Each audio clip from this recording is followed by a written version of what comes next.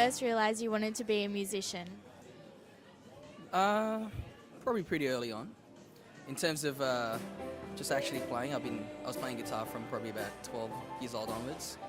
But probably when I was about 16, 17 when I realised I wanted to be a musician, because I was pretty much the kid that played in high school in the music room and got the bands together and things like that. So I guess it was always there, so. And Heartburst Mind is your recent album. Can you tell us a bit about the album? What's the meaning behind it, and what inspired you most when writing and recording the album? Well, I've always liked the phrase "heart versus mind." I think there's a real yin and yang about it. So, a lot of things that you wanna do that's right in your heart might not necessarily be, the best thing to do. So, and I saw that as a parallel on what's happening in my life a lot lately. So, or over the time I was recording the album. And in terms of actual, influence or what inspired me to do the album, relationships, what's happening around me, friends, family, things I read. So, that's pretty much what influences it. So. I understand that you use the crowdfunding website Possible to finish up your album. How was the experience, and what tips and recommendations can you suggest to other artists? It was actually scary. I found it frightening, to be honest, because you're putting yourself out there and saying, hey, I'm a product, will you buy me? That's essentially what it is. And so I sort of relied on the good faith of my friends, some of the fans have built up over the years, and hopefully the music I've done in the past. So hopefully it's spoken enough to the small core of people who buy my records and come to my gigs that they say, hey, I want to hear something else from Bryan, and hopefully it's better than the last one, or not a shit. So, but it was a very scary experience, but I probably wouldn't do it again. But the fact that it worked was just an absolute godsend. So it helped a lot in so many ways. So you're performing here tonight at the Union Hotel in Newtown. What runs through your mind before going up on stage? I wish I didn't work today. No, honestly, that's because your headspace is completely somewhere else. I'm just lucky I had an hour drive to get here, so it helped me clear and mount some anger over the Sydney traffic. But yeah, I'm very excited to play here tonight. We're normally a loud sort of raucous 5-piece rock band, but tonight we've stripped it back. We've got a double bass, we've got some mandolins, we've got acoustic guitars. So it's really exciting. We got together once really with a band, and I sort of just threw it at them. I said, hey, this is what we're going to try and do. Let's strip it back, see how it sounds like. Give the songs a new spin, and so it can all fail spectacularly tonight, or it could be a success. Who knows? But that's the beauty of playing live, isn't it? So. You've been featured in well-known publications around the country, such as Sydney Morning Herald, Courier Mail Brisbane, and The Age in Melbourne. What's it like seeing yourself in those publications? It's kind of weird. It's nice. You read the Saturday paper and your ugly face is in it. So, but I guess it's also a smaller recognition, or that you might be on the right path, or you might be doing something nice, and you have something nice to cut out and give to your mum.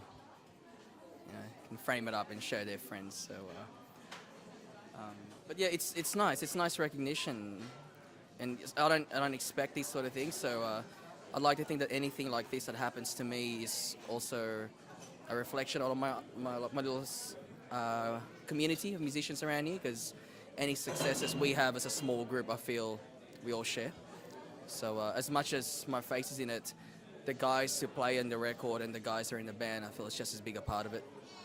So yeah, ultimate team player talk, but I really feel it's true. So it's just how I always felt. So. And what other artists have influenced you through your music career? How long have we got? I can ramble on. All the Beatles, probably the number one. They're the reason why I'm a musician. It starts and ends really with me with the Beatles. Elliott Smith, Wilco, the Beach Boys, the Jayhawks, Josh Rouse, Bob Evans, UMI, Nick Dalton, the Lemonheads, a lot of Australian artists that I listened to growing up as a teen, as in my early 20s in the 90s. So a lot of those bands are a big influence in me. And lately I've been listening to a lot of hip hop. So go figure. So, but yeah, it's whatever's music's, any kind of music inspires me, but those are the core artists that continually, help me seek out more with my music, I guess so. And I heard your wife is pregnant. How do you think that's going to affect your music career? Could be the end of it. No, I think, I really don't know, to be honest.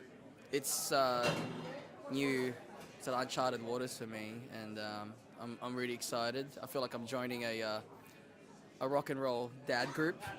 So I was thinking I might start a Facebook page just with all my mates who are rock and roll dads, so we can coordinate time so we can actually play gigs together, because in between taking care and finding babysitters and all that. So, but I really don't know. Hopefully I won't write too many poncy songs about kids, and but Lennon did it, so it's pretty cool too. So, You stated that Adrian, your producer, brought space to your music.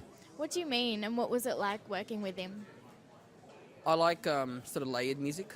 I like music where there's a lot of different parts, a lot of little bits happening here and there, a lot of different instrumentation.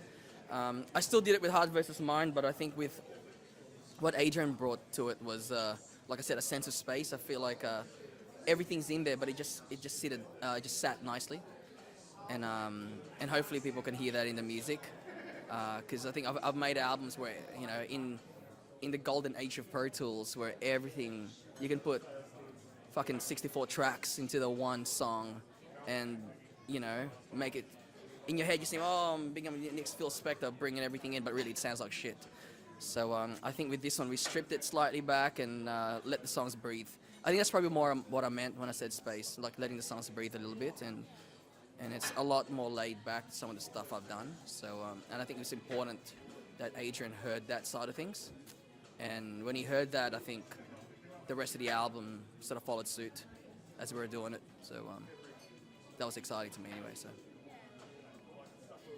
And the cover art on your latest album is very interesting. How did you come up with that? That's actually done by my cousin. His name is Lee Quasar. He's a San Francisco-based artist, and amazing artist. He does watercolor paintings, and I pretty much just gave him the title. I emailed him and said, "Cuz, Heart versus Mind, give me something." And he came up with that amazing photo, the two faces opposite each other. So you could read anything into it. I think that was the best part of it, and the colors were striking. I love that. Actually, I'm thinking of framing it up, but I love that. But it was only recently that I noticed it was actually shaped in a heart. I don't know if it was just, I was staring at it. I go, Jesus, it's actually in a heart. So it was really clever. So it was direct but indirect, if you know what I mean. So it was there, and it was open to interpretation, I think. But there are two definite characters. Like the album was generally about, a fictitious relationship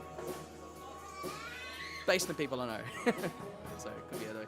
But so I think the pictures, the two faces you see in the actual album cover, I thought just captured the whole vibe of the album. I used the word vibe. Sorry, it's hilarious.